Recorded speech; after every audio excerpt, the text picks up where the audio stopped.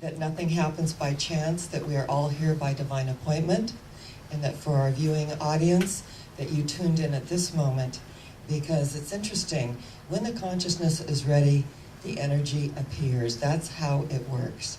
And this whole month has been about the spirit of Christmas, the spirit of love, the spirit of life, the spirit of peace, the spirit of joy. Today is the spirit of joy. And it's interesting, with the events that occurred this past week in Cincinnati, with the 18 children and the adults, the 7 adults that passed from this world so quickly, with a senseless act of violence, I thought, why is my topic on joy today? And my higher self said, how can it not be? Why not? Because if energy is neither destroyed nor created, that a collective consciousness leaves the planet to get the attention of the nation, and we're talking esoterically, because as a mother, as a grandmother, my heart just absolutely, I was grieved. I heard this, I wept. I wept for the parents. I wept for the whole situation. I wept for our nation. I wept for all those experiencing loss. I wept until I just couldn't weep anymore. And then I just went into meditation the rest of the day. And when I was a child, I was raised in domestic violence. And at 9 years old, I used to get terrible, terrible migraine headaches. And when I got into Our Way of Life, the Science of Mind, and saw the cause in mind, the probable psychological cause in mind for headaches, and the recognition that we're not accepting and we're letting the stresses of the outer world affect us as we give our power away to people, places, and things. And not the innocence of a child, we think to ourselves. But Dr. Holmes is so clear, and I believe this, that the soul within us is deathless, it is timeless, and it is ageless. And that if joy is the most infallible sign of the presence of God, and that what is our joy? What is our joy?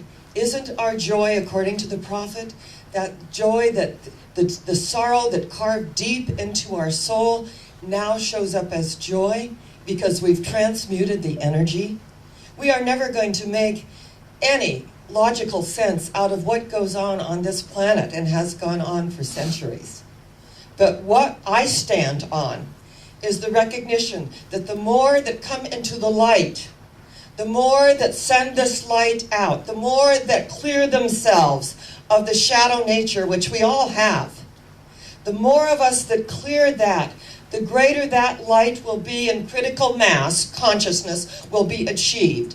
And on 12-12-12, we discussed this at our Wednesday Night Live, that there is a shift in consciousness where people can no longer sit on the fence, that there is a recognition that we are entering the spiritual age.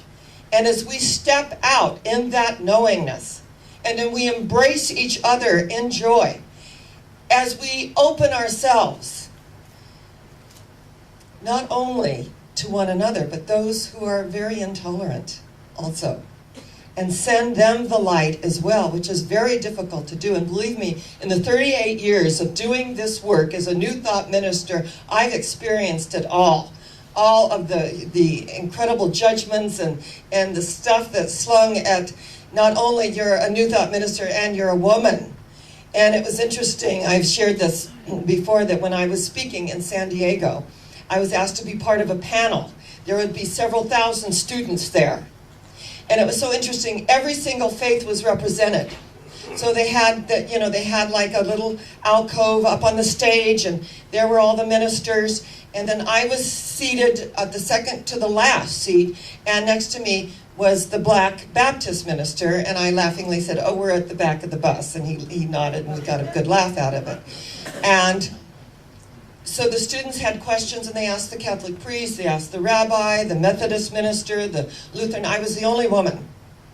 And then a young man stood up, and he went to the center, and he went to the microphone. He said, "This is for the Reverend Stroud." And I said, "Oh, good, a question for me." I'm all excited. And he said, How do you reconcile the fact that in the Bible it states that no woman should ever preach the gospel from a pulpit of God? And let me tell you, you could hear a pin drop. You could hear a pin drop. And I said, well, it's like this. Since the beginning of time, we women have never listened to you men. Thank you. And it did bring the house down. And they were doing the gavel and the whole thing, for several minutes. But I was not even going to address it. Because what sense does it make? It doesn't make any sense. So as we come together in the recognition of our oneness, that yes, there are all these faiths and there are all these energies on the planet, that even to tolerate those that don't tolerate us, even to extend love to those that aren't extending love to us. See, I feel that there's a joy quotient, and I measure my life on how much joy I'm feeling every day. And if I'm feeling a lot of joy, I know that I'm pretty much out of my ego. And if I'm letting things affect me and feeling the stresses and all the stuff that there is to do and all this, I am in my ego. And that's how I measure the amount of joy. And not to say that each of us is not touched by tragedy. We are not talking about grief situations. We're talking about the everyday, the willingness to turn the routines of work into celebrations of life and love. That we all have things that are going to come up that are going to wrench us, that are going to absolutely, we will feel powerless. And then to arise from that knowing what Jesus said, I of myself can do nothing. But the Father within does all work. The energy within does the work. I can't do it. God knows I've tried. I cannot do it. I got to lay down that energy of the ego, and come forth in a way to be used, to let that power flow through me, to acknowledge that there are no words when these senseless acts of violence and tragedy occur. But there is a groundswell of people who are compassionate, who are loving, who are sending out the light, that are recognizing that yes, there are those that are mentally unstable in our society. Let's draw the larger circle and include and do what we need to do for these souls that are really outpicturing the collective sadness and shadow within each of us. And when we really do understand that, we begin to just breathe. In fact, take a deep breath. That feel good? I loved it when Ted was telling me about that he and Bill, were in their wonderful, beautiful condo. And one day he said, it's amazing that this dog was at the door. And he said, I opened the door, the dog went in, and it just laid down in front of the fireplace and slept for an hour. And he said, and about an hour went by, he said, I opened the door and went out. And he said, this happened for several weeks. The dog would be there, I'd open the door, the dog would come, go to the fireplace, and he said, one day he just wrote a note. And he said, this loving, beautiful dog has come into our condo, and every day sleeps for about an hour in front of the fireplace. Are you aware of this? And he pinned it to the dog's collar. The next day, Old Faithful's at the door, there's another note. And it said, you have to understand that our beloved pet is in a household of all children, 2 of them under 3. He is exhausted. May I come with him tomorrow?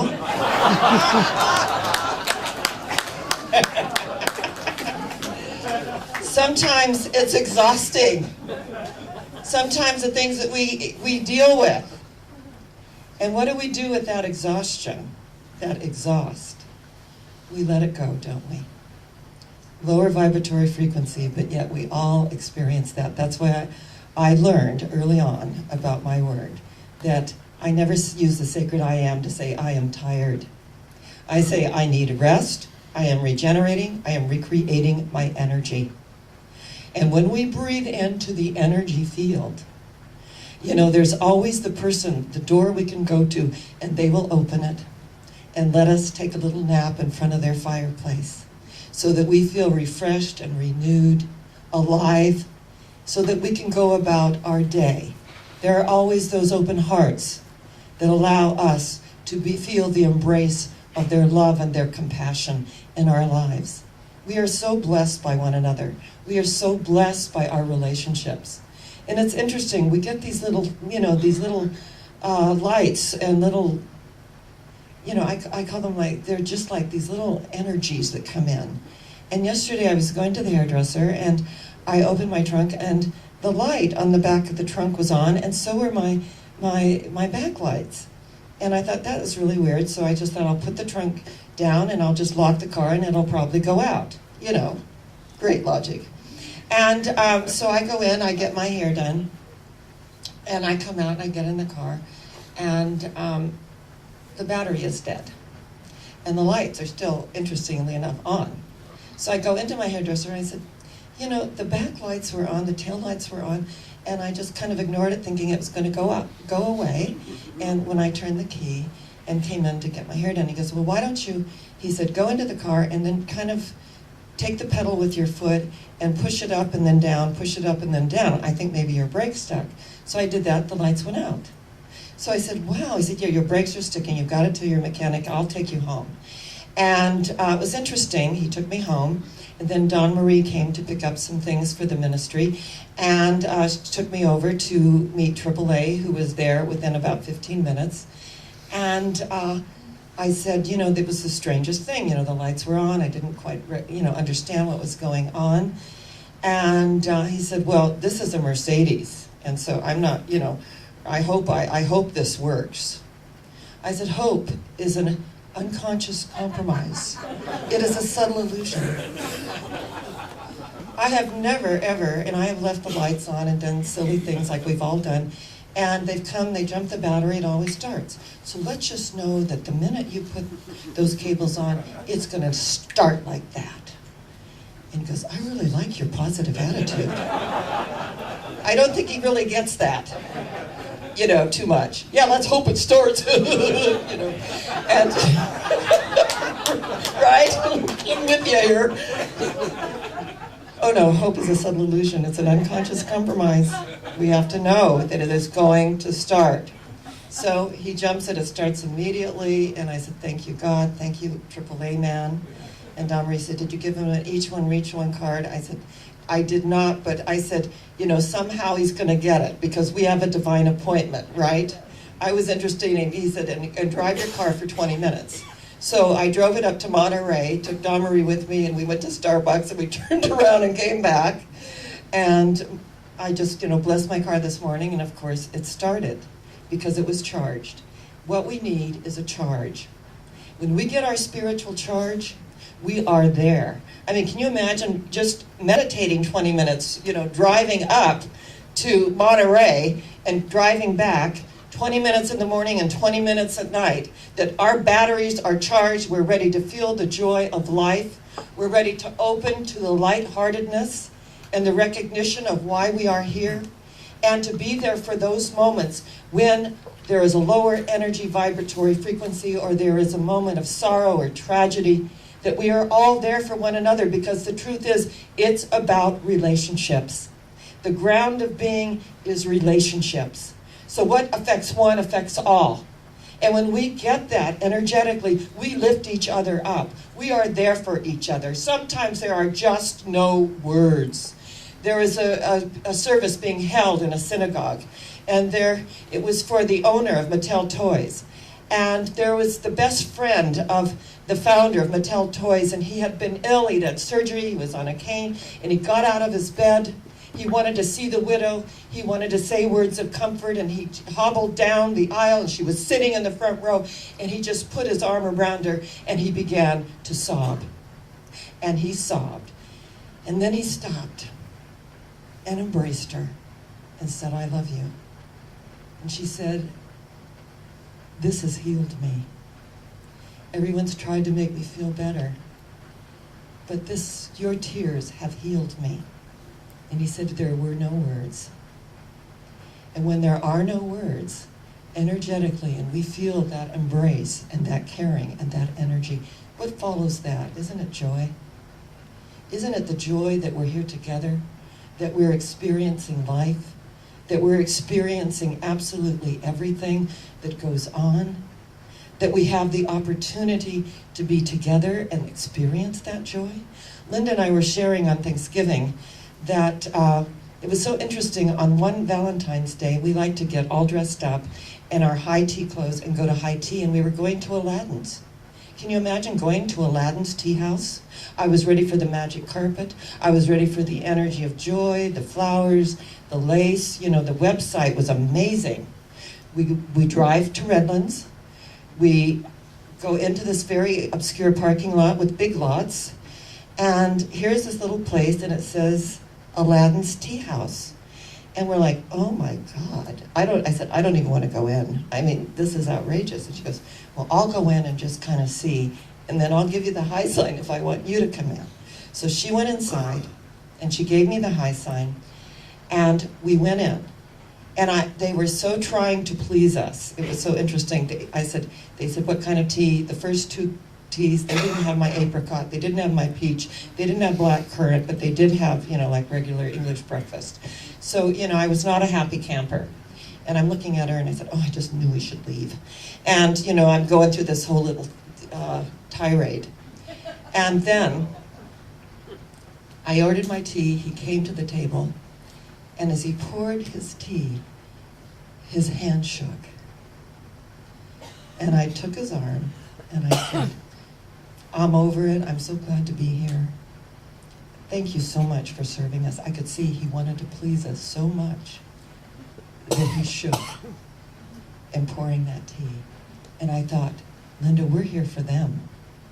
I mean, the place, everybody had their jeans and sweatshirts on, and this is high tea. We're like totally out of place. We're at our finery, but we were there for them. And so everything they brought us was the best. It was wonderful. We acknowledged it. We felt the joy of being there, even though it didn't fit our pictures and our vision as we looked out at big lots through the window. And we were there for them. So what I want to say today, and it's an unusual holiday service, isn't it? With so much going on the planet. We're here for each other. We're here to experience the joy in one another's lives. We're here to embrace in that recognition that you're as close to God as I am ever going to get, and I am as close to God as you are ever going to get. And if I am in that place in me, and you are in that place in you, there truly is only one of us. And when we need to go to a door of a beloved friend, and they open it, and they embrace us and let us rest in front of their fireplace, so that we can go out renewed, refreshed, feeling vital again, I feel that's why we're here. That's why we're here for each other. Joy is the most infallible sign of the presence of God. And we've earned our joy. We've earned it through all our experiences and our tears and our suffering. We've earned our joy that is carved deeply within our soul, all of our experiences. So today, I just want to say I love you. I'm so grateful to be here with you. And I know at the deepest level that we are going higher yet. And I know this in consciousness as we send out this love, that we are going higher yet. And we are going higher because our consciousness is shifting, and that we go to the next level of our expression in the recognition of that love. Namaste. I love you. And God is our source. God bless you.